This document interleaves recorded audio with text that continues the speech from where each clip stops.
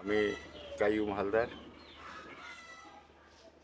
আমি সাবেক chairman Dighirpar UP union পরিষদের।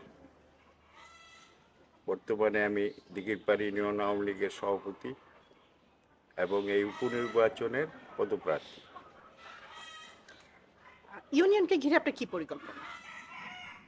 ইউনিয়নকে ঘিরে পরিকল্পনা এই তো জনগণের সেবা করা প্রথম, বলেন। দ্বিতীয়ত ইনশাল্লাহ আমি যদি জয়যুক্ত হই আমি এলাকাবাসীর জন্য কাজ করব এবং এলাকাবাসীর চাওয়া পাওয়া যা আছে পূরণ করবো ইনশাল্লাহ সাধ্যমতো। নির্বাচন প্রচার প্রচারণা কেমন চলছে? হ্যাঁ, ভালো আছে ইনশাল্লাহ। নির্বাচন প্রচার প্রচারণা ভালো আছে। আমাদের এখানে আমরা 5 জন প্রার্থী আছি, নির্বাচনে অংশগ্রহণ নিয়েছি।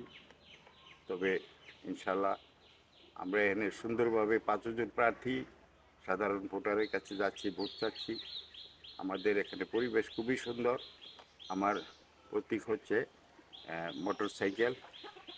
জনগণ আমার সাড়া দিছে, ভোট দিবে ইনশাআল্লাহ। জনগণের সাড়া ভালোভাবে পাচ্ছি, তাতে আমি জয়যুক্ত হব এ আশাবাদ ব্যক্ত করি।